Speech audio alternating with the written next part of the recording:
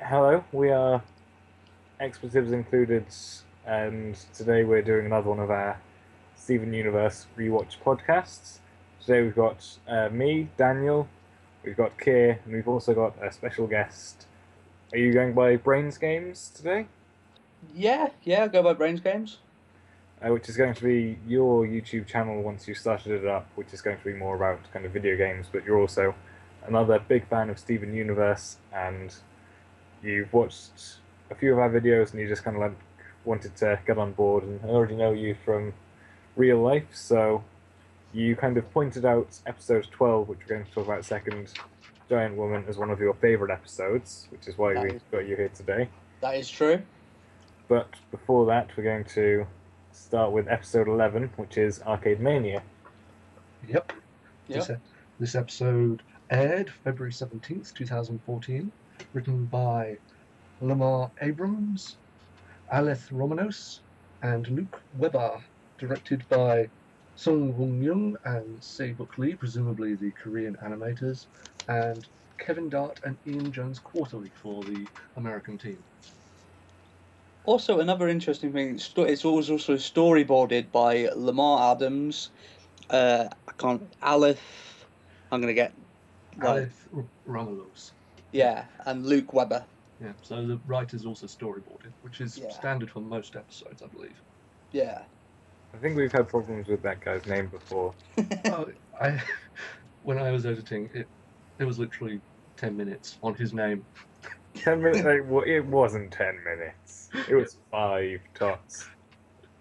Okay, so this episode begins with the gems in a cave looking for a monster. Yeah, and I just actually I'm just going to look back through my notes because the first line I've got here is Stephen is a doofus, which I think I've opened quite a lot of episodes with. Yep. Basically, they're on a stealth mission. Stephen is wearing a puffy jacket and it's squeaking. Yeah, his logic is also, well, I've got a few. The most recent one was Stephen's line, where I started off with him being a doofus. Yeah. Yeah, he doesn't want to catch a cold, so he's wrapping up warm, and he's wearing sandals in a cold, dark cave. Yeah. Well, he only has his galoshes as his only other footwear, I believe. Galoshes would have been fine. Well, the ducks don't really project the aspect of a fearsome warrior. Stephen doesn't project the aspect of a fearsome warrior. I think he's a particularly good warrior. Well, on the note of warriors, while this doofusness is happening, Stephen falls off a cliff, and Garnet is a badass for a few minutes. It's there's a bit before that which I particularly enjoyed, which is I've got it written down here, which is Amethyst making the noise so he gets Stephen in trouble. Oh yeah. And it's another really interesting thing of Amethyst acting like a annoying big sister, Yeah. and I love the relationships between the Gems and Steven, how they've all got their own ways of interacting with each other. Yeah, I completely agree with you on that one. And the Amethyst Stephen one is very funny a lot of the time. Yeah, I think you said before that, well, like in the fandom, it's all three of them basically fill a different archetype of mother, and the only one I can really remember is Garnet is Mama Bear in the fandom. Well, she has many names. Square Mom, isn't she? Yeah, and Cool Dad now, thanks to a particular jacket. Garnet is the cool dad. Yeah. But that's what Greg is for. Greg's the cool dad. He's a rock star, man.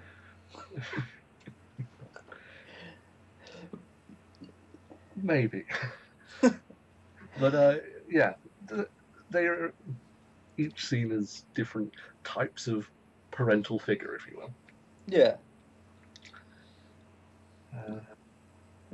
And yeah, and then Garnet just fights the weird. I can't remember what it looks like. I just remember the spikes and the tentacles, and the weird flowery bit at the bottom. It's Yeah. kind of like an oyster shell with an octopus in it, is how I imagine it. Hmm. And then she punches it in what I can only assume is some manner of anus. It does look like a cat butt. Yeah. And it's got the sort of projectile spikes, isn't it? The Yeah. sort of, which is a nice little touch. Yeah, the parasites that burrow off. Hmm. And then we get another good Amethyst line, where apparently she eats a rock when she dives into one of the boreholes. She's the only responsible one who tries to go off and catch these things while they're there. It goes back to Amethyst's very carefree way of living, of the sort of like, it's okay, I got this. Well, it should also be noted, Amethyst is the most skilled shapeshifter in the group. She still dives into the hole face first and doesn't think to transform. Yeah, That's true. But yeah, as an action scene, this is pretty good. Sort of Garnet fighting the multiple tentacles in kind of a pseudo kung fu way. yeah, and it's cool that she like only uses her gauntlet as she's just about to punch into the creature. Yeah. Sort of like an added bit of power just to finish it off. Yeah, and it was also a really nice bit of animation for that bit, I think. And I just realised there is actually one thing that links the two episodes we're talking about today. In both episodes, someone eats a rock. That is true. No, I'd say that in Giant Woman, Steven only kind of bites on it. He doesn't actually swallow. Well, he never commits. See, the creature designs in Steven Universe are another one of those little really good fit and good details that I love. Like this sort of every monster that I've seen so far in it all seems to be like quite unique, and I like it. Yeah, that's a really good point. And actually, something me and Dan were talking about before this, with the game that's coming out, all of the designs in that are unique, from what I've read. So they've done a lot of work with the enemies they fight, far more than you see in most cartoons. Yeah, I've noticed that of all the new cartoons that are coming out on like Cartoon Network and stuff, this seems to have the most like care put into it. I know that's like Yeah, no, I agree with you. We've discussed before how this show seems like the most carefully constructed in terms of background lore and thought and depth in each episode. So yeah, there's some there was an interesting fight. Interesting fight scene. So we cut back to Beach City as Stephen decides the best way for them to relax is to go to the arcade. Of course. Stephen logic. One thing actually I'd like to point out again, the animation in terms of colouring in these couple of scenes is really nice. You get the colouring of Stephen's jacket and skin tone on everyone changes very much because we go from underground where everything's very sort of whited out, then we're going from shade to light throughout the scene when they're on the boardwalk, and it's changing constantly. Because the sun is rising. And you can see the sun is kind of I guess coming up in front of the arcade, because Stephen kind of turns around and opens up his jacket and reveals all of the quarters that he's collected. And then the sun just kind of gleams off them and blinds all of the gems. Yeah, Again, little details that are just make it. And just with lighting, shadows, everything like that. Yeah, the colour palette is very nice as well. I also think that it would be prescient to point out that Stephen didn't go back home. For the entirety of the mission that was supposed to be relying on stealth, not only did he have a big bulky jacket, but he had a big bulky jacket full of heavy metal clanking coins. That's a fair point. It is indeed a fair point. It's true that we didn't actually hear the coins jangling when he was walking about, but But still, he had them and he probably shouldn't have. I think that's the thing you could say about Stephen most of the time. He has something he shouldn't have. But so now we enter the part of the episode that's basically name that video game reference. Okay, so first off, well, none of the gems actually understand video games at all. It seems. Yeah. Hmm. They just don't get it at all. Yeah. And actually, yeah, Pearl mentions that when they're walking in. It's like, huh, these are so weird. It's an interesting. Humans have such interesting ways of killing time, or something like that. Yeah. Yeah, which is quite a nice little line out there. And Stephen takes Pearl to a racing game called Road Killer, which I can only assume is meant to be Carmageddon or some such thing. Yeah. The only one I could think of was Crazy Taxi, but Carmageddon would probably make a lot more sense. Did you go around destroying stuff in Carmageddon, or just other cars? Depends on the game, but yeah, basically, it's one of those games where you drive into stuff and it explodes. Hmm. Though I question why Stephen would choose a racing game for Pearl. And say that it's a perfect fit. Yeah. Could it be something to do with maybe the fact that she's so careful and that lot of the driving, and she's already... I don't know whether we've already established the fact that she can drive. I've seen that yet, no. This is the first instance of it, but it's sort of shown she's, in conversation, she's quite competent. Hmm. And she does, like, ask, like, where are my turning signals, or something, like... Yeah. Something along those lines, which just... I don't know, I guess if Steven just thinks that Pearl is the one who drives, then she would do the driving game. Even though it goes completely antithetical to, like, what she is like. I mean, the only logical thing I can think for her is like a claw game because of the precision you need for that. Maybe it's another instance of Stephen being so carefree and jolly. She'll be like, "Oh, Pearl are like this," not really thinking about it. Yeah. That's all we can assume, I think. Yes. Then Stephen introduces Amethyst to Skee-Ball. Have either of you ever played Skee-Ball? Yes, I have. Possibly. I can't remember. I think I've played a certain type of it with basketballs, but not like the version that they're playing. Yeah, my only knowledge of it comes from Kevin Smith movies, so...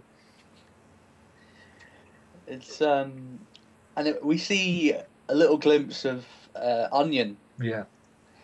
And which is just one of those little side characters that just pop up every now and again. That there's a lot of theories about Onion. Yeah. Well, and this is also setting up what happens in a sequence that happens in the Onion trade. This is where he gets the moped. Yeah. So, okay, this is something which hasn't happened yet. This is something which is coming up. Yeah. Yes.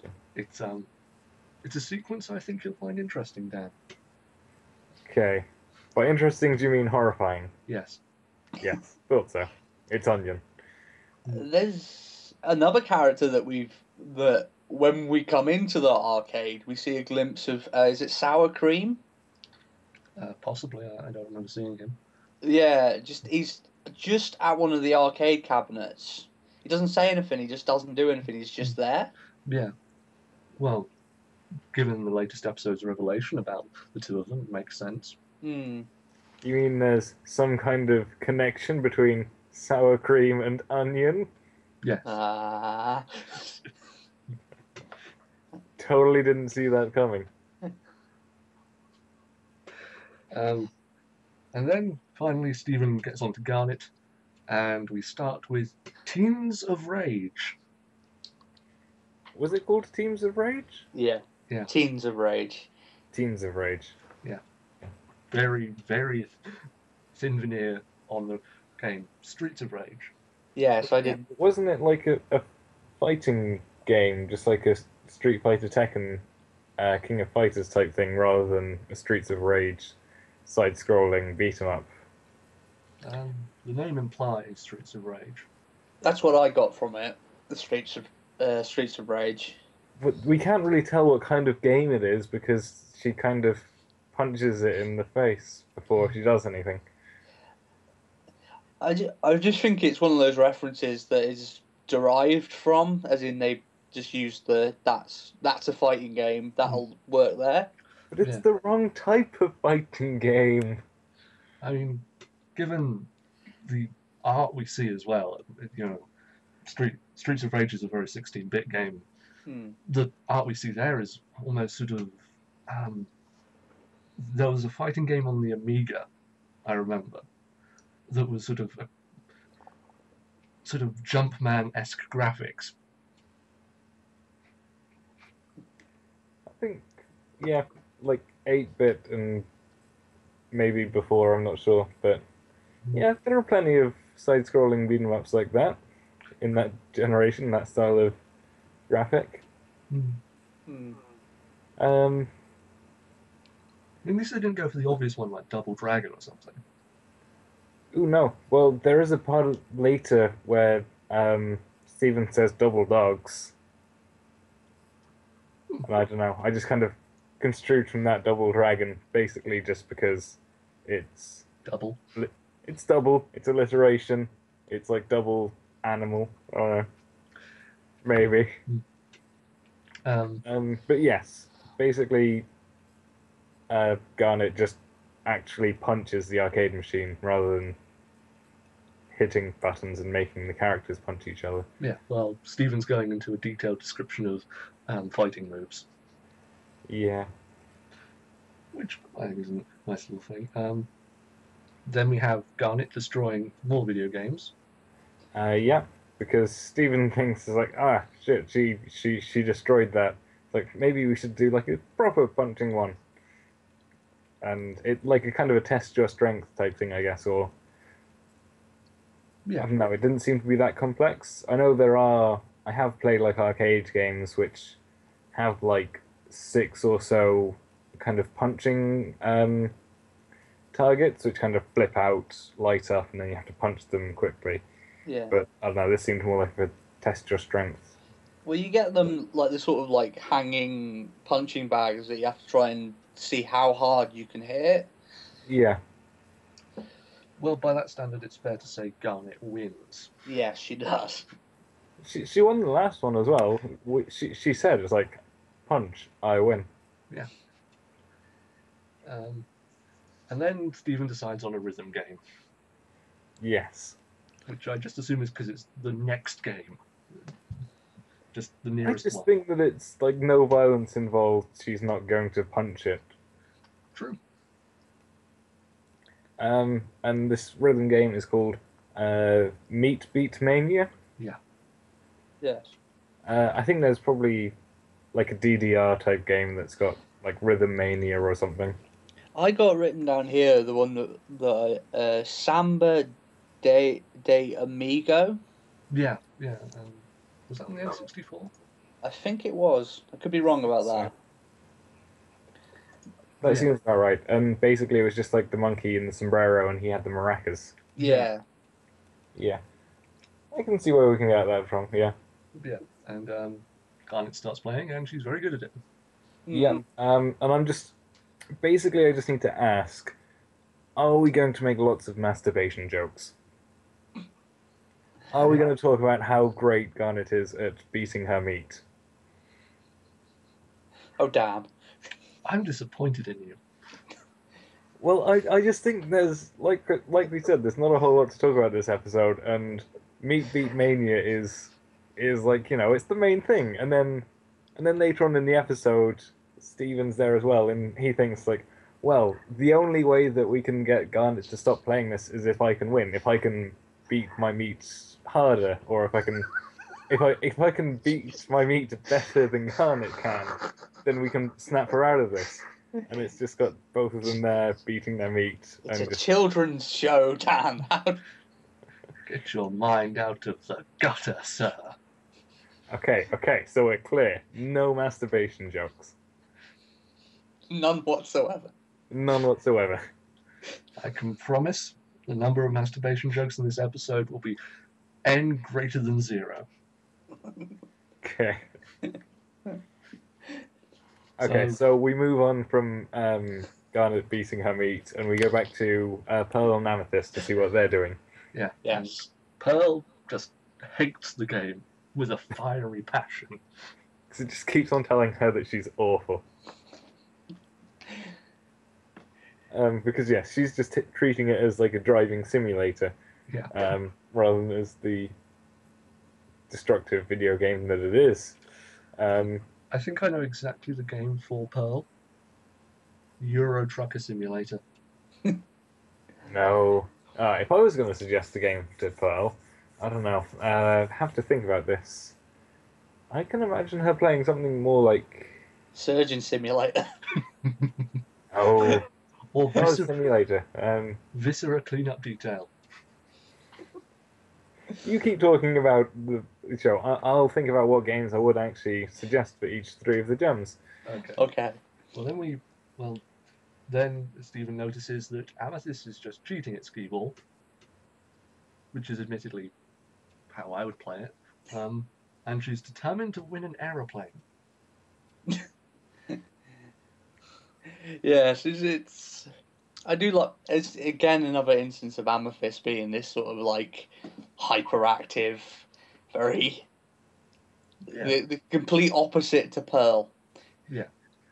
And also, I kind of hope, given they give out mopeds as prizes, maybe a ridiculous one is like a little one propeller plane.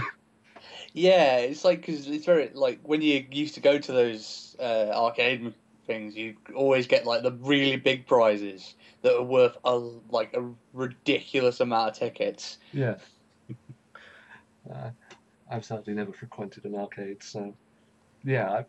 Then the proprietor of the arcade, who seems to be the only employee in Funland, Mr. Smiley, has found all these broken things, and Stephen feels that they need to leave now. Interesting thing about Mr. Smiley is he's actually voiced by a American comedian called Sinbad. Is he? Yes. Oh, I did not know that. I caught the Joel voice acting for Mayor Dewey, but I didn't know about Sinbad. You did. When I was researching this, I was looking on the Wikipedia and stuff, Mm-hmm. and it said voice actor Sinbad, and I was like, oh. Because he's been in a few films. Yeah, the last thing I seen him in, it was in American Dad. Yeah. Was the last thing I saw him in. Oh yeah, I remember that episode. Hmm. Yeah, he dies and becomes a ghost. Yeah. Harold Smiley, proprietor of the Funland, and ex-R&B singer/actor. Yes. Yeah. I can't really think. I mean, I've had like a few ideas for Pearl, but the idea of something for Garnet, it's because you don't want something which is like Meat Beat Mania, because that doesn't have an end, so you can't say something like Candy Crush or I don't know, or Minecraft, just like the games that have no proper end, because she's just going to kind of lock in and play it until the end, which doesn't exist. Or it's going to be a violent one, which she's just going to punch. Because I was thinking, like, what kind of game does require lots of movement, lots of skill, lots of thought, and I thought something like R-Type would be a perfect game. But then I just thought, wouldn't she just punch the aliens? So not World of Warcraft then? No. Again, no end in sight, and it can just be completed by punching the people in the screen. Yeah, that was for a different character. Yes. Amethyst, I think, would probably be... I think she would probably be into, like, AAA games. I'm not sure kind of what kind of thing, though, but... Oh, she'd be possibly... totally into Call of Duty. Say again? Call of Duty? Probably something more like Halo, which is more kind of off the wall and... No, I think she's got just enough, like, non-attention span to do Call of Duty. Something like Call of Duty or something like Street Fighter, something fun, something fast-paced, and something which you have to kind of... that you can just kind of, you know, have that kind of jovial banter with like the person you're playing with. She would have to play with like I can't imagine her gaming on her own. I can see her like playing online or with Stephen. Yeah, I can see that. I was going to say, friendly banter. Have you ever played Call of Duty? That's why I said not Call of Duty. um, and then for Pearl, it's not a game which I've played yet, but it's in my queue. Flower for PlayStation Move, and then also like on Connect, I think Yeah. it was like the Fantasia game which I haven't played, but I What about- assume it's kind of like a similar thing. And I think just those kind of it's all about movement. It's all about well, it's the dance of the leaf petals blowing in the wind that seem random, but are actually an intricate dance. What Actually, about that game Journey? Sorry to interrupt. I agree with you both on both Journey and Flower, but actually I'd say Civilization for Pearl. Hmm. Given her sort of very precise technical mindset, I think that kind of high-level strategy game would work well with her. I don't know because I just don't know how she would react to reaching the modern era and having Gandhi try to nuke her. Well, you could go into because it's into stuff like the new Sid Meier's Civilization Beyond Earth, so it's all like in space, and you've got all all the various 4X games that are even bigger than Civ. Yeah. Okay, so I think those are some decent predictions. I think that the Steven Universe development team should get on these. Well, we already know what games Stephen plays because we see him playing them. All of them. Actually, he's into JRPGs. I'm not sure if I've seen that yet. So you're saying that Steven would totally be in for playing the Steven Universe game? Yeah. Yeah. So yes, we were moving on. Cut to the Gem Temple the next day. My only note for this scene is Stephen has an unreasonably large cereal bowl. Oh, that's the best way to eat cereal. From an unreasonably large bowl. It's the kind of bowl you make bread in.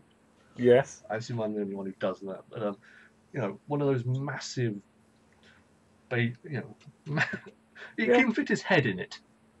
At least he's not doing the whole thing of just pouring the milk straight into the cart, into the box. Can I see that happening with Stephen? Not with Pearl in the room. Not with Pearl in her. I don't know. I'm not sure if he'd care. I know that Pearl would say it's like, no, Stephen, don't do that. But I think that he might. Maybe he tried it before and just kind of got an earache.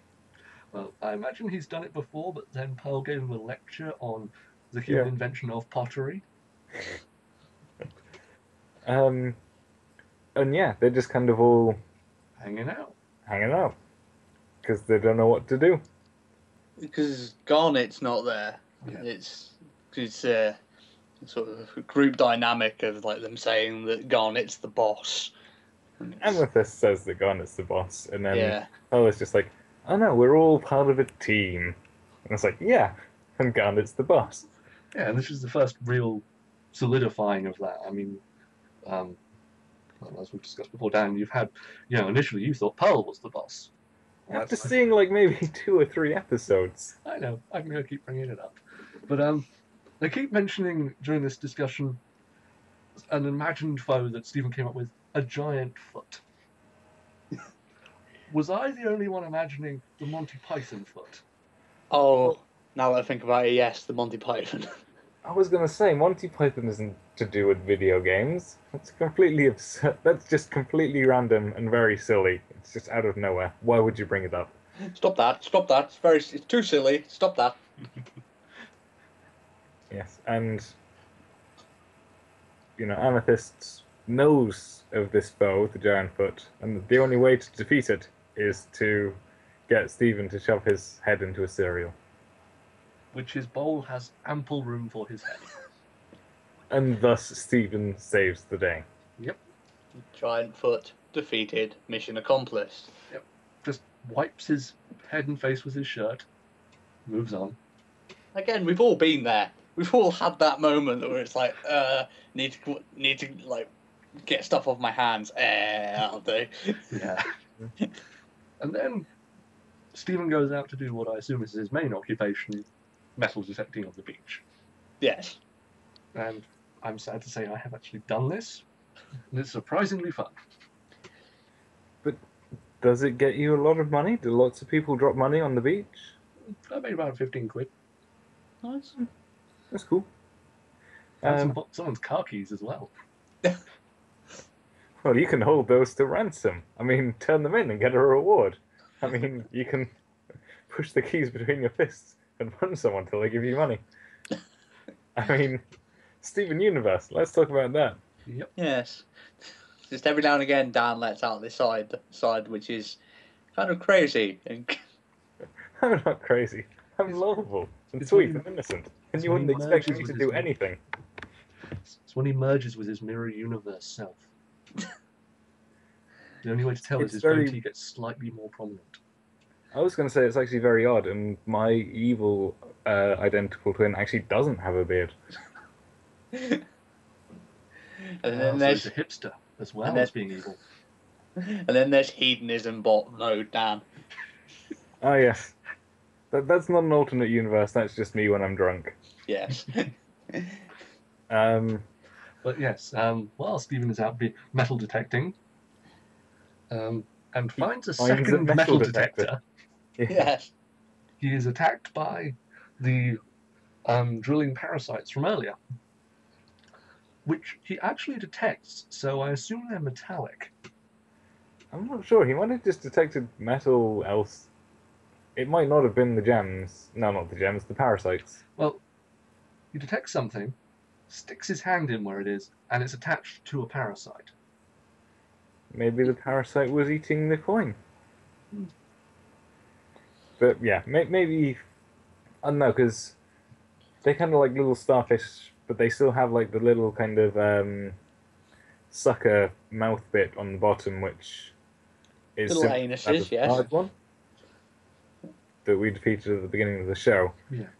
Yes. So, because I still don't know what these monsters are, whether they're just kind of like weapons that have been mass produced or something, or whether they're kind of organic. Could this just be like a weapon in the arsenal, but then they kind of like survived after the main Well, they're body was destroyed?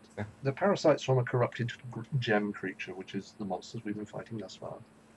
Yeah, but they're parasites, so are they from Earth, or were they just kind of designed to go with the gem creature? They go into it more, I think, in a later day, which is like quite newer episodes. In fact, I think there's an upcoming episode that deals with it directly. Very exciting, actually. Because, well, anyway. But yeah, you're right. It's sort of how sentient are these little things? What are they? It's a very interesting question to ask. And would it make sense for them to be metal? Well, given they can drill through rock. Yeah, I can see that. Or Yeah. wouldn't they be more, because they're like off the gem creature itself, they'd be more Crystal. crystalline. Well, metal is technically a crystalline structure, Hmm. as GemFax has told me. So they're running down the boardwalk, being attacked by all these various drill parasite creatures, wondering where Garnet is. And Stephen And it turns out that she's just still in the arcade beating her meat. Yeah. Was waiting for that one. I can't help it. She's obsessed with the beating of the meat. I mean, this is actually revealed possibly how it happens in a bit, but she was there overnight. Yeah. And nobody tried to stop her. And she's on 1/4 as well, so it's not like Mr. Smiley's making money off her. No, Yes. maybe he just asked her to leave and she just didn't. Because we go into the arcade and we try to talk to Garnet, try to kind of convince, just inform her that shit's going down and that these parasites are wrecking stuff, and Yep. she's just completely oblivious. Yep. First, Stephen tries talking to her. Then he climbs on top of her, revealing her eyes, of which she has 3. Yep, she has 3 eyes. I actually saw it was like I was on YouTube looking at their videos, and there was just like a song which just seemed to be like really popular, and I thought, oh, what's that? And then it kind of in that it's revealed that she has three eyes. So I think I was quite shocked by that reveal. I was like, that's weird, man. So I'd probably be kind of weirded out by it if I didn't already know. Yeah, it's a Is decent this reveal. is this the first reveal of the fact that she has three eyes? Yep. It is, yeah. And she also has two the two place eyes that are in normal place are also two different colours. Yep. She has heterochromia, which I can relate to because I have it. Yes. Yeah. So after Stephen can't talk her out of it, he then unplugs the machine, and it's revealed Garnet has electricity powers. Yes. Well, you know, she is connected to every force in the universe. That's how she summons her gauntlets. Summons her gem weapon. And according to GemFacts, Garnets are good at conducting electricity. Don't know how true that is, but it's something I read on 4chan, so In that case, it must be true. If it's on 4chan. yeah, then it's clearly the truth. I mean, Ah, 4chan. That bastion of goodness on the internet. bastion The of wealth of knowledge. truth, honesty, and the American spirit. And really, really weird JRPG dating sims. That no one here will admit to have played. I've played it. Yeah, I've played a few. So, electricity powers. Don't really see it again. No, it's one of those, like, because there's a thing coming up in the next episode where there's another power that she has, which is just revealed one time and then never mentioned again. Yeah. But a lot of the characters have these sort of one-time powers. Like Stephen and his shield, which hasn't been mentioned yet. So Stephen tries to beat his meat harder than Garnet, but he can't. well, he's only 8. It's not that developed yet. So instead, he falls back on his human impotent rage and just destroys the machine. Yeah. Yeah, which is the best way to go. Interestingly, the Garnet method of solving problems. Yes. And she actually says, like, congratulations, Stephen, you won. I did like the little detail of the fact that Garnet's eye, like third eye, is also moving and it's got the same colours that are on the screen. Yeah. It's a nice little detail. And then Garnet rushes off to help the others defeat the parasites. And Mr. Smiley's like, you were the one breaking my things. Like, no, it's like, hey guys, I can help fighting monsters too. I'm working. But no, he has to pay off the machines by sweeping up Yeah. the Funland arcade. Well, presumably Greg gets a bill. That too. Probably. I mean, the generally accepted theory of why this Garnet's problem in the episode is due to a power that's revealed later on. Hmm. In a decent episode. But yeah, something which you said in the last episode, you said that Steven Universe has no filler episodes. Mm-hmm. Then what the hell was this? Well, foreshadowing. Foreshadowing. Yeah, we found out that Garnet had a third eye. Yeah, and it's foreshadowing a future power. It's definitely a setup episode. It's not an episode that brings any big thing to the plot. It's definitely as you said, a foreshadowing episode. I mean, this is the closest it gets to filler, I would say. Yeah. Which is probably why I feel the way I do about it. So let's episodes, yeah. Well, Connor, why don't you start as you're our special guest? What are your thoughts on this episode? Overall, I think this is a very throwaway episode. It's good, but it's not as good as some of the other episodes that have been. Mm-hmm. So the little bits and pieces of the as I said, the creature design was good. The interaction between characters was good. But as I maintain, overall, I thought it was a wasn't my favourite episode. Fair enough. Dan? Actually, one more thing which I need to say about this. Your last masturbation joke? Yes. Get out your system, Dan. When we go back to the Funland arcade, like in the morning when the parasites are kind of attacking Stephen and the gems, we actually see Onion watching Garnet beat her meat, and he doesn't look impressed. And then also when Stephen and Garnet are both beating the meat, he just kind of looks bored. And I just think this is a weird Onion moment. I mean, at all times, he's just kind of like sitting on his moped. And Well, you know, I would feel remiss for not pointing out just Onion being weird. well, you know, it's a well-known fact that the modern generations are having to get into weirder and weirder sex stuff. Okay, no, that you just taken my classy innuendo and you just thrown it out the window here. Yep. Overall, I don't know. It was okay, but yeah, I just wasn't impressed. You say that there's like setup for later episodes, which I don't know. I just haven't seen, so I don't know the significance of it. So maybe that's making me view it a bit less That's perfect. favorably. It just feels it just feels like filler. That's perfectly fine. I mean, I find this episode quite dull. There's nothing interesting story-wise. Some of the design elements are good, and the game stuff is a nice nod, but I just find it a bit dull. Kind of just there to get us to episode 12, basically. Yeah. You can't. It's quite.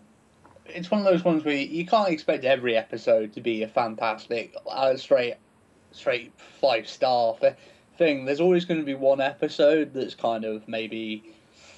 Well, if every hot dog was perfect. We wouldn't have pork chops. Yeah. Wait, no. If every pork chop was perfect, we wouldn't have hot dogs. Yes. Okay. Okay, moving on to. So before we move on to episode 12, and after we finished episode 11, well, we're just talking about future episodes. Keir, you said that it's kind of expected that we've have figured out like Stephen's lion before we see, like, before he's like properly explained. Yeah. So I'm working on my current theory. Mhm. So like each week I'll just like have a theory and until I get it right, I guess. So given that the lion doesn't have a gem, Mhm. it's still magical, Yes. it is most importantly pink. Is lion just a manifestation of Stephen's powers which he conjured up because he wanted a lion? But he does say in the episode he didn't expect a lion. He expected a dinosaur. That is true. That's true, but still, it just kind of feels like, well, because everything is kind of color coded, and so pink, rose gem.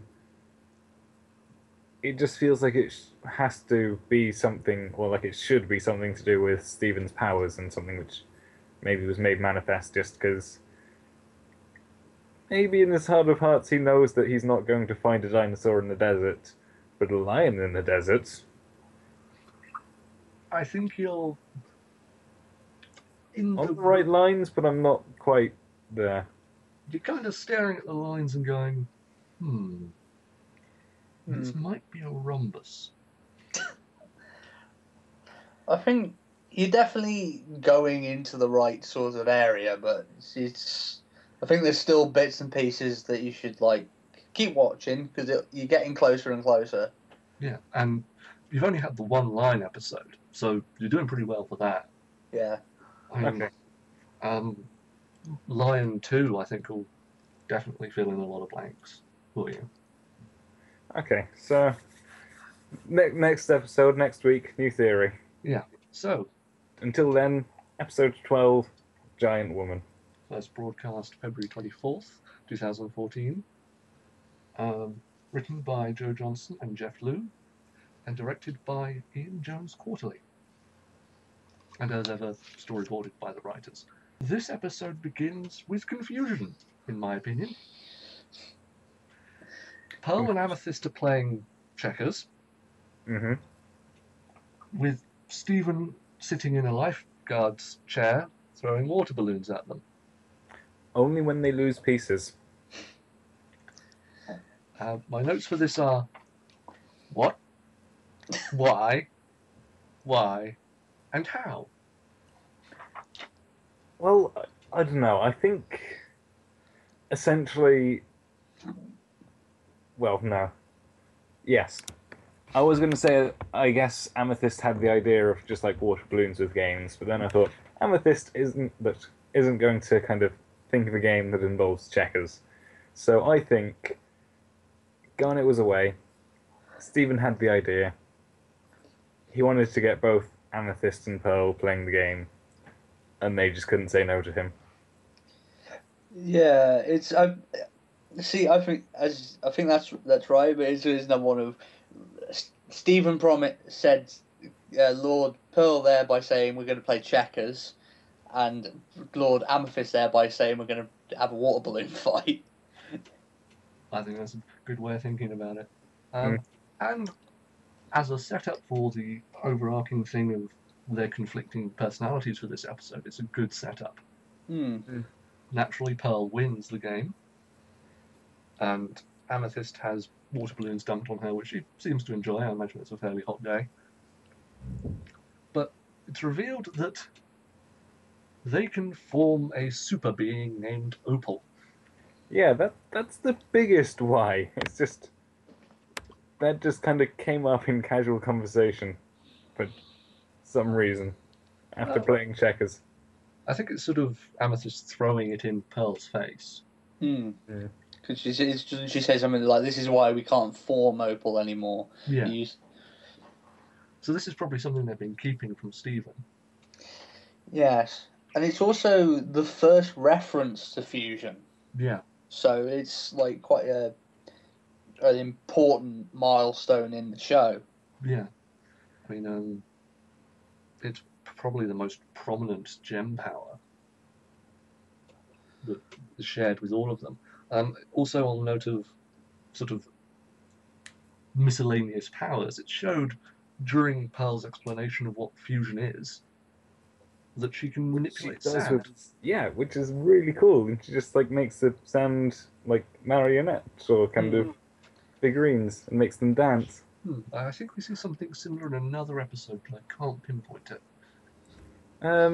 Well, there is of course the whole thing where The holograms? Yeah, the holograms. Yeah, we haven't even seen the best episode of that yet. Which is actually where we'll get an explanation that will make fusion make more sense. But basically the idea is they merge their physical and mental forms into a new being. In this case, a giant woman. Yes. So again, they merge their physical and mental Forms. For lack of a better term off the top of my head. Well, no, it makes sense. Well, I'm just kind of pondering, is this kind of, well, maybe somehow something connecting to this power, how it was able that Stephen could be born? In theory. Yeah, there's quite a few theories on that, especially on like stuff like Tumblr and on that lot. But yeah. But anyway, after the Whoa.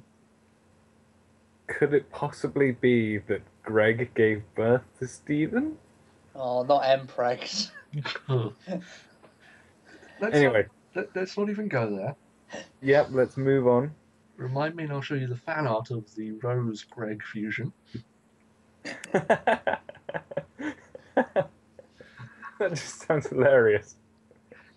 Yeah, but then combine it with your thought and it's more horrifying. Probably. No, I'm just imagining Rose, but balding on top and with the beard. Pretty much. So, after the explanation, Garnet returns home, and Stephen runs up to her and asks what she brought him. As any child would do. It's a rock. But I like the fact... awesome, it's a rock. Yeah.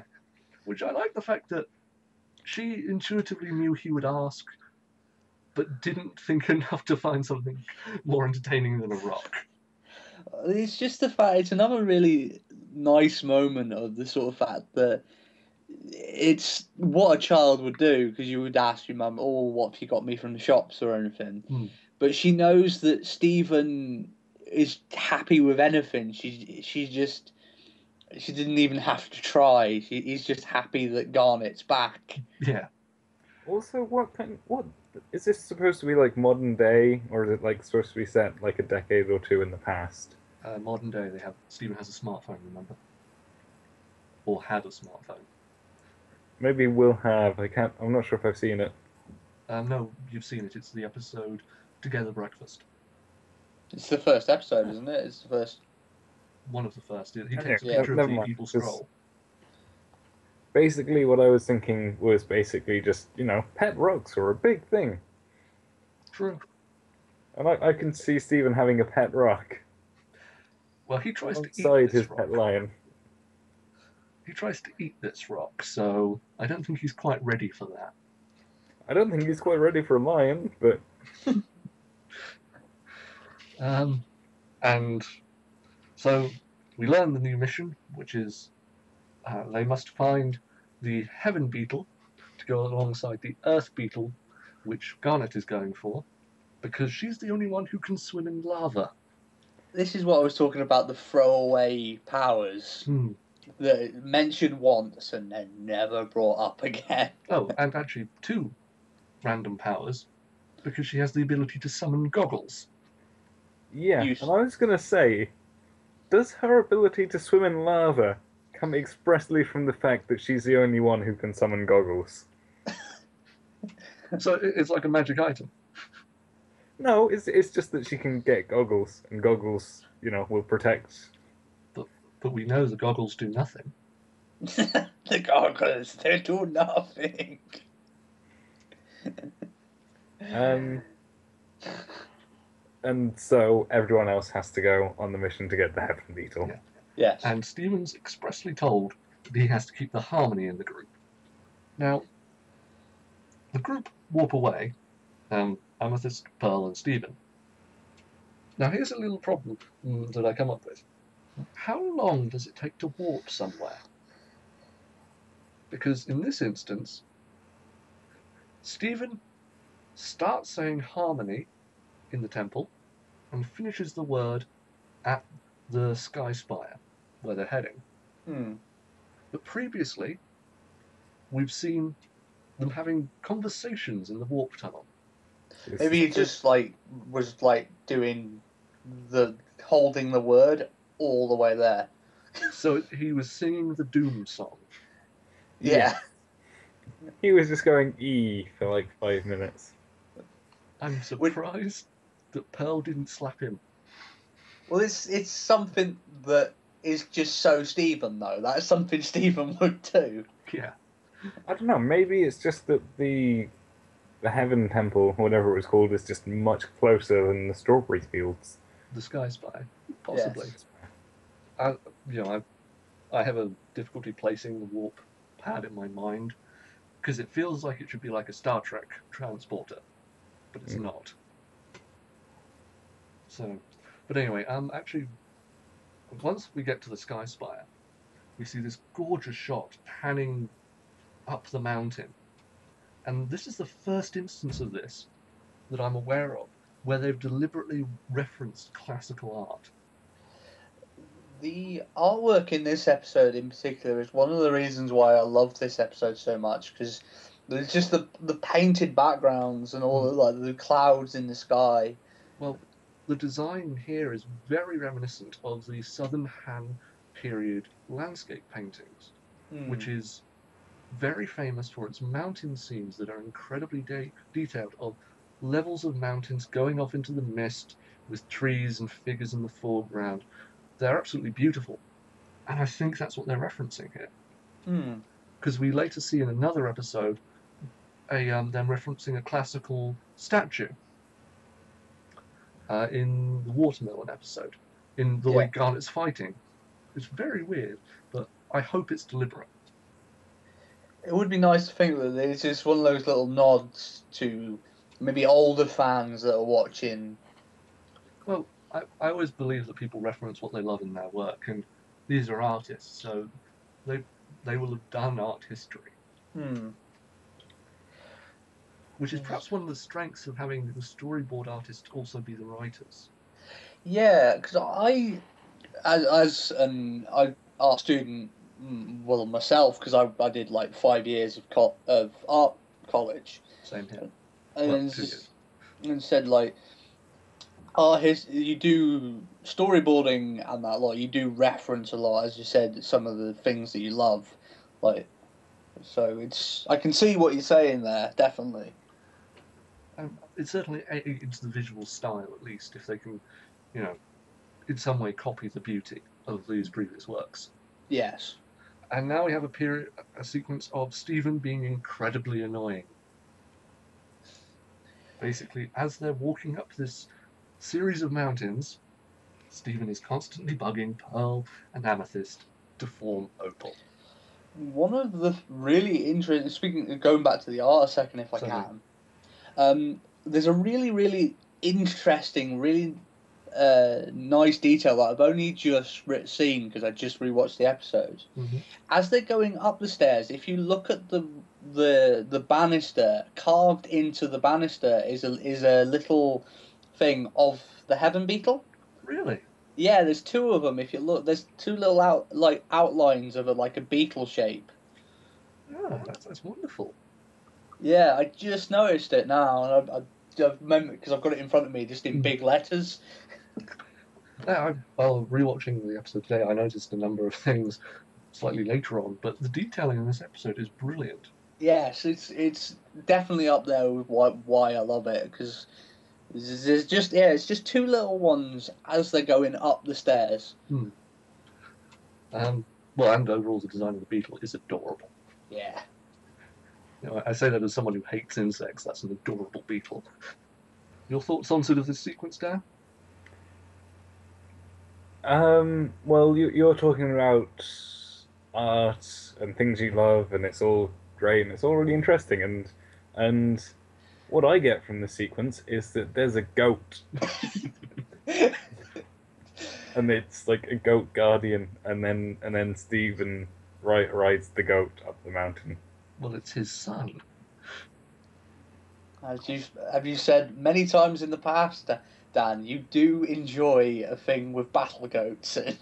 Yeah, I mean, if anything has like a goat that's overly badass, like it's just made infinitely better by goats. Like Magic the Gathering and Laren, there are like an order of knights who rode goats, and then again in like the current set of Magic the Gathering, there are people who ride goats into battle, and also the Hobbit, Battle of the Five Armies. There were dwarves who rode goats, and it just makes it so much better. Also, Amethyst turns into a shark in this sequence. Yes, she does. Just to scare Pearl, but given they live on a beach, how often do you think she does that? I'm guessing a lot. No, I don't think she does, because basically she was only doing it to get revenge because Garnet, because Pearl was like climbing up above her and just kind of, well, some rubble fell off when she was like climbing up this kind of in dugout rock ladder type thing in the mountain, and she just kind of flippantly just kind of waves her hands like, "Oh well, what are you gonna do?" It's like lol, just kind of that kind of nonchalant, it's like, "What are you gonna do about it, nature?" Which is kind of a bitchy thing to do, and so Amethyst wanted to get revenge. Because I don't see Amethyst really turning into a shark to scare people. I don't know. I think we're Actually, missing. I think we're missing an opportunity that we could have a Jaws episode. and there aren't going to be many opportunities to get revenge on Pearl by turning it into a shark in an ocean. As has been previously established, Amethyst likes sleeping even though she doesn't have to. She could either just swim around in the ocean as a shark, or she could sleep. I think she'd sleep. I see your point. That's a good point. Now, the song Yeah. as they're going up is a particularly highlight of this episode for me. Yeah. Because it's another one of those sort of like, it's of Stephen being quite musical. Mm-hmm. There's like influences from his dad and that lot, and it's just the lyrics are quite like sweet and interesting to listen to. Isn't the main instrument for the song a ukulele as well? And I must say, ukulele players are, I kind of have a soft spot for them. It's weird because in the episode where he did have his ukulele, he didn't play it, and now when he doesn't have his ukulele, it's actually being played. No, he does play his ukulele that episode. He plays it right at the end. Yeah, he just does like a little strummy strum thing. He doesn't actually proper. There's not an actual song like there is in this one. And it is kind of canonical that, because at the end of the episode, the song is referenced by the characters, so presumably he sung it somewhere along the way. Yeah. But not in the actual montage sequence that we saw. Yeah. This song actually is quite interesting because it plays quite a big part in this episode, because later on, in a later scene, you hear it, but it's an instrumental version of it, which I thought was a nice little touch. And it does kind of play through what Stephen wants to see. Because she does do a huge dance. After the song, we come to one of the many instances in the Steven universe of magically floating rocks, which, as ever, Stephen falls off. But Pearl and Amethyst come together for the first time in the episode and save him.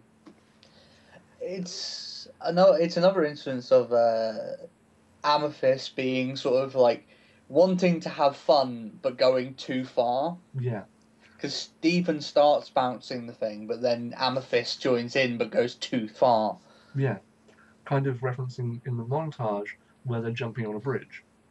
Yeah. I mean, I kind of hope we one day get an explanation why gravity doesn't always work in this world. Yes. But, so magic. Yeah, basically will be. So we get to the top of the spire, and we see the tiny temple where the heaven beetle lives. The tiny temple. And it's got like the little beetle bongos and the little beetle bed. Yeah. And a nice little touch of, if you look at the little tiny beetle's backpack, it's got the initials HB written in on it. Yeah. And actually, if you look, I did have quite a long look at the detail on that scene. You see, like, the beetle wears spectacles when he reads. He's got a Game Boy. He's got a SNES. It's old school. I like it. Yeah. And I think you can see like a jumper sort of all muddled up on the floor, really detailed. Lots of little plants and cacti growing. Do we see the Heaven and Earth beetle at a later date? No. No. Not yet, I don't think. There might be in the future, but... I mean, I've got my theories about them. But I'm just wondering, because at the end, Garnet kind of takes both of them and warps them away to the temple, which suggests that they're actually gems. Yep. Maybe? So, I don't know. It just seems a bit confusing. Yes, so they're at the top of the Sky Spire, which architecturally it seems gems-like, from the Lunar Sea Spire. But so Amethyst and Pearl start having an argument, and then Stephen Jr. is eaten by a giant bird. Mm. Just swallowed whole. Yeah, it's. I don't know. It's just one of those little Stephen moments where I don't know. You were saying before, like last week or so, about Stephen's affinity for animals and just like the fact that he has kind of found this goat and then just kind of tamed it and ridden it, and now he's like saying, oh, his name is Stephen Junior. He's my son, and it's like it gets eaten by the bird. And it's like my son, and it's just what? Yeah. His imagination just runs away, and how does your imagination even go so far as to think this goat is my son now? It's down to childlike wonder, sort of like the seeing a thing that's and being like, oh, this is my favourite thing now, as children are wont to do. Yeah, and it's very much Stephen's sort of sweet love of things. And I think it's worth mentioning. Stephen Jr. comes back in a later episode. Nice. Yeah. He's actually the high point of that episode for me. So the gems try to fuse into Opal but fail. I assume because Amethyst was twerking. Yeah, was twerking, and then I don't know. It looked like she pulled Pearl towards her, which made Pearl kind of hit Amethyst, and then it all kind of went downhill. Yeah. And well, it's because like you got the perfect ballet, almost ballet moves of Pearl, and this sort of freestyle, sort of hip hop, sort of look at me with the hippity hops and all that sort of thing, but trying to work together. And obviously that's balance fails in this instance, but it's their core disagreement, which this episode is about. And their fusion fails, and then Stephen's eaten by the bird.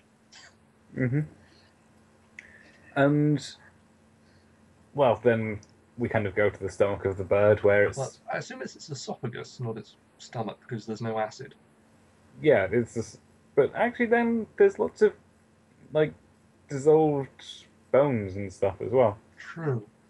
Well, rotted bones. Maybe it takes a really long time to pass through its system. Well, yes. He's inside the bird. Yeah, which is made of gems. Yeah, it's all bubbled on the wall, aren't they? Yeah. Now, I assume, given what happens later, they're meant to be shards. Mm. But the way they're drawn, they look like fully formed gems. Stephen Jr. has found the heaven beetle and is eating it. And is trying to eat it, yes. Much like his father, I think. Like father, like son, the apple doesn't fall far from the tree. So we're saying that the beginning of the episode where Stephen is gnawing on the rock, that's foreshadowing within the episode? Maybe.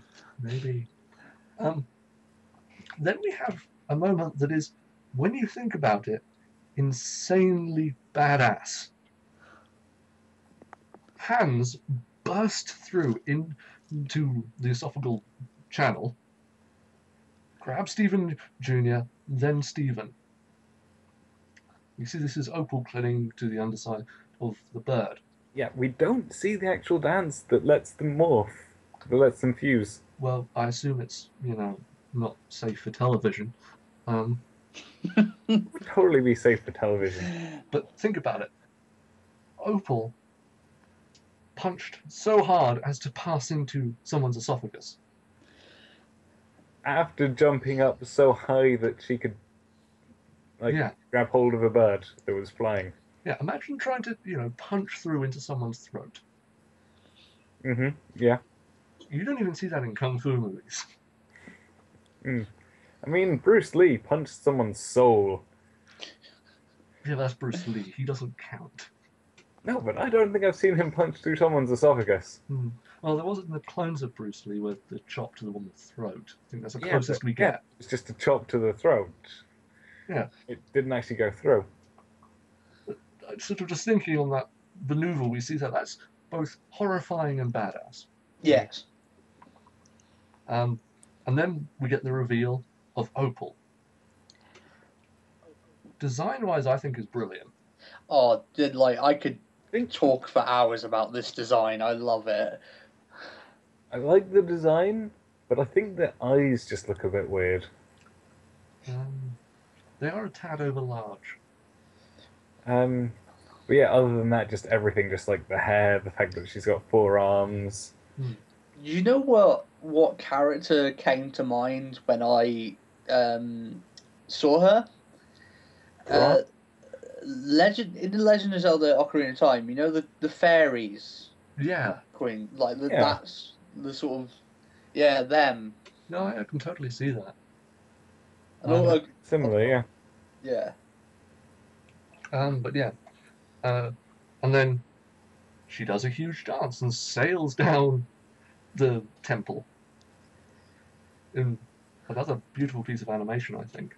Sort of the movement we see here is very graceful. Very flowing, and is like, and then in the background you've got that instrumental that I was talking about earlier. But it's kind of been redone to like a battle music to more kind of fighty. But I like the fact that when combined together, Opal has the grace that Pearl lacks and the control that Amethyst lacks. The fused character, there's a beauty the other two are lacking in terms of their movement. If you see what I'm saying. Yes. Yeah, it's the best parts of both of them and the kind of bad parts of neither. And then we see that the combined form of their weapons is a bow. Which is an awesome looking bow. Yeah, it's another. That's a really nice shot that I think with the fact that she can pull out both weapons. Yeah. And then combine them into this bow, which is it's beautifully drawn and beautifully animated.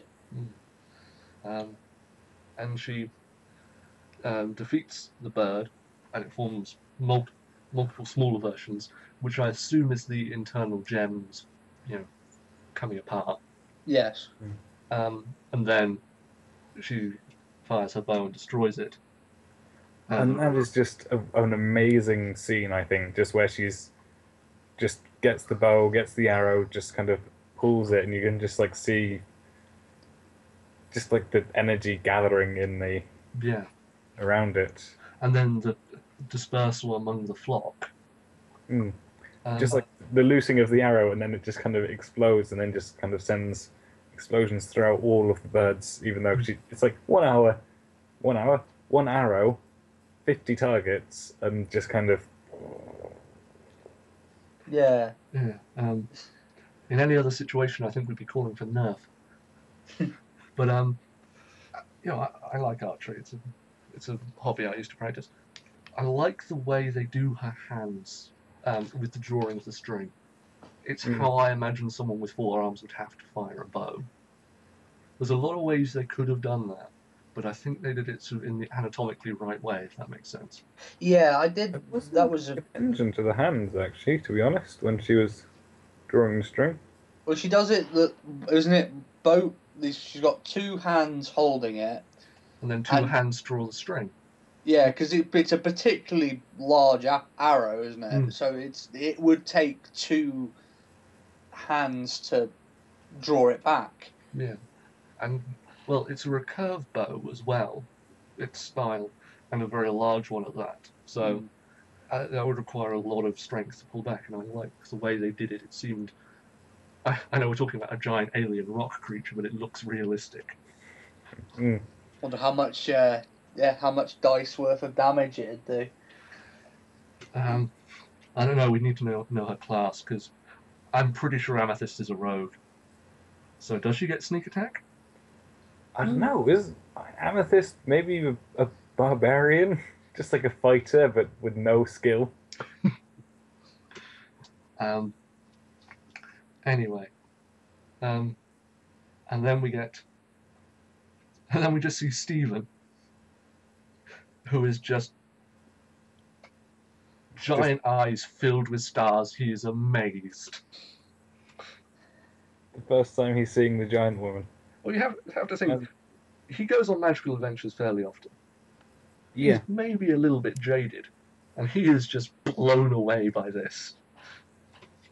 Yeah, like a lot of the time when there's like gem powers and new gem things that he's learning, it's like, oh yeah, this is normal. Like it's not weird. It's completely natural. This is the first time we've seen him really amazed by the gem world. Yeah. Yeah, because it opens the possibilities to the fact that gems confuse. Well, he doesn't think about that till the end of the episode, but... Yeah. Oh, I didn't mean that. I meant like garnet and amethyst, like all that sort of thing. Yeah, but one other thing on Opal, she has her own voice actress. Amy Mann, isn't it? If I'm pronouncing that correctly. I haven't looked into the voice actresses, but I like it's a different voice actress, that it's a separate person than not just an amalgam, or one of the voice actresses of Amethyst or Pearl doing a voice. I thought it might have been an amalgam, actually. She does only have the one line as Opal, but... She has a couple of lines, but... Yeah. Oh, I thought she just... well, she says stay low, and then she sings part of the song, All You Want to Do Is See Me Turn Into. It seems like, a giant woman! Yeah. And it kind of seems like she has her own personality, which is foreshadowing later things, but I like that. Yeah. I think the voice really does fit. You can, like... I thought I could hear, like, both Pearl and Amethyst in the voice, and yet it was still kind of... unique. Yeah. Well, it was definitely, according to the Steven Universe Wikipedia, it is definitely one voice actress. Yeah. So yeah, that's a nice point. Though the design in this show is so well thought out. Then we return home. Well, actually, before that, was I the only one who was like getting all emotional and like almost kind of weepy-eyed, just by how beautiful it was, and just like how, Amethyst and Pearl were just, coming together, and after like fighting and being awful to each other like the entire episode, just getting along. Well, that's kind of a big thing in the show, and it grows later on, that Stephen is taking on Rose's role as the leader who can bring these disparate people together. That's another thing, I think, because they don't actually say when they stopped becoming Opal, but I'm saying in like my own headcanon that it's like ever since Rose left, that's going to be like the moment that they just stopped being able to become Opal. I think we discussed this in the last episode. It's since Rose has left that that these personality conflicts have come about, I think. Yeah, like when Rose leaving was like what's kind of started the fracturing between the group. Say again? The fracturing within the group. Garnet can't be the kind of leader that can hold them properly together, and that's why these cracks we are seeing in the show are there. There's an interesting line that Amethyst says about that, where she mentions, you aren't fun anymore, implying that at one point Pearl was actually quite fun, and that they were good friends once. Yeah. And I think that's because of the loss of Rose, and Stephen is starting to feel that. But let's round out the episode. So they return to the temple, and we see Garnet drying her hair, which is steaming. I mean, I doubt a towel can get lava out, but I'm gonna go with magical gem towel. well, that's one you want to take hitchhiking. So they get back, and I like the fact that Opal stayed fused when they came back. Yes. Implying, at least to me, that Stephen and her just sort of walked back, just talking. Because I imagine that's all they did. Yeah, because probably they could have even talked, just kind of walked back together. Well, Stephen probably had a lot of questions. Yeah, and he's holding her hand, so he's fairly comfortable with her. Garnet asks about the Heaven Beetle, and Opal defuses, would that be the word? Fissions, fractures into Amethyst and Pearl, and they start fighting again. Mm-hmm. Interesting fact also, it's also the first precious gem mentioned, because all of the others are semi-precious. Yeah, which is a nice touch. Yeah. I like goats. You've never kept them. You don't know their true nature. Oh no, okay. I like the idea of goats. Yeah, I've kept goats. They are horrible creatures, but I love them dearly. Yeah, I can imagine them being a bit horrible, really. So Pearl and Amethyst immediately start fighting, and Steven's like, "But I've got it." Mm-hmm. And then Garnet puts the Heaven Beetle in a little terrarium, I think is the word, with the Earth I Beetle, think so. Yeah, and just like bubbles it away. two Heaven and Earth Beetle just in a bug box. Yeah. Now, we can assume from the detail of the Heaven Beetle's room, it's sentient and fairly intelligent. And that this is a marked downgrade on his previous property. Well, there's no bongos for one. Or a tiny little baby book. Yeah. Hmm. But And then again, they might be friends. Or arch rivals, and they Ooh. just make that a show. Well, maybe Garnet's really into that Japanese bug fighting sport. they just have like gem cameras in their temple. Yeah. But yeah. And Garnet's like, "Good job, Stephen. You helped your teammates fuse, and all he had to do was get eaten by a bird." Mhm. And Garnet's just like, yeah, it's okay. You're not dead. It's all good. One day you'll be great at fusing. That bombshell. Yeah. That end. Does Stephen fuse with the other gems, or does he just fuse with Connie? I think that's something that you'll have to watch for yourself. Oh, I've told him about Stevani. Oh, Stevani. I think we talked in show about Stevani just because it's. Have we, or was it just out of show? I think that was out of show. Okay, well, yeah, Stevani. So Stephen does fuse, and he can fuse with a human, which is a bit weird as well. The implications. Yeah, the implications that maybe it is something to do with how he was born. Well, and then there's all the horrifying artwork of him fused with other people. Stephen and Mr. Smiley. Ooh, Stephen and Onion. That would be weird. Well, we don't know Onion's human. As I said, there's a lot of weird fan theories about Onion. That he's some sort of gem king or something. Yeah. But yeah. Actually, no, I wouldn't like that. I think that the one thing that makes Onion able to be in the show is the knowledge that he doesn't actually have gem powers. Yeah, but I like the theory that he's actually an ancient eldritch horror. He's the Yellow King. He is fear itself. Yeah. He is Cthulhu. Let's go around as is tradition. Connor, your thoughts on this episode? As I've said probably many times during this episode, this is one of my favourites. It's just art-wise, music. I think it's one of those episodes which is a rare perfect for me. It's just Opal's character design is fantastic. So yeah, I think. Well said, Dan. Yep, definitely not a filler episode. Well, it had a goat. Had a goat, which is great. Had people riding goats, though not into battle, which a small downside, but we can overlook that. Again, I did love the art. I love the style of art. I can't tell you anything about it, but it's it's great and I love it.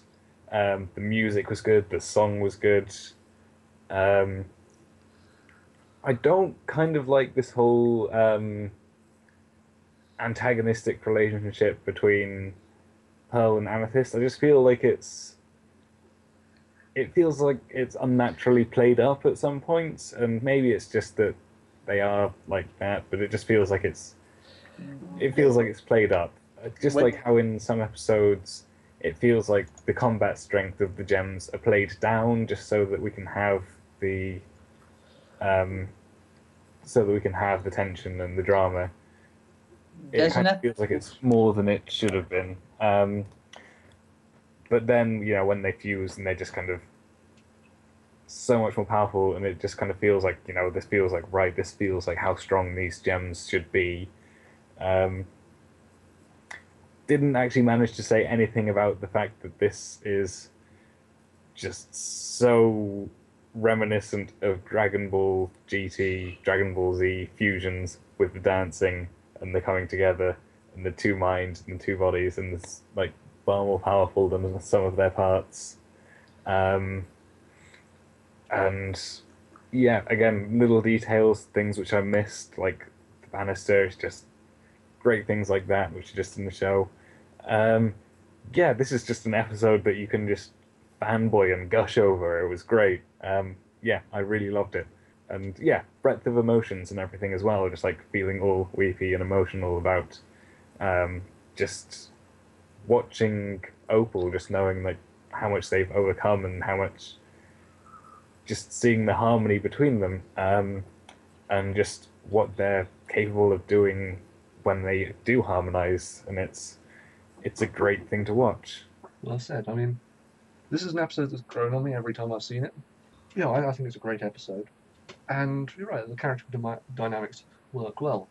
And I would say this is probably one of the best locations that we see in the show. I think the only time we see a better location in terms of the design of the Sky Spire is in episode 30, Island Adventure. And that's literally an island made of crystal. Ooh, sounds fancy. So the design in this episode is just out of this world. So it's a great episode. I think, well, I can't add anything more to what you guys have said. You've covered it all. So yeah, great episode. Glad we had it after Arcade Mania. Yeah. So Dan, will you talk us out? Yeah. We've been expletives included. I've been Dan, you've been Keir, and Connor has been himself. I think we probably will be getting you back, but maybe not for a while. A couple of more episodes. Well, I think this has worked quite well, so Yeah.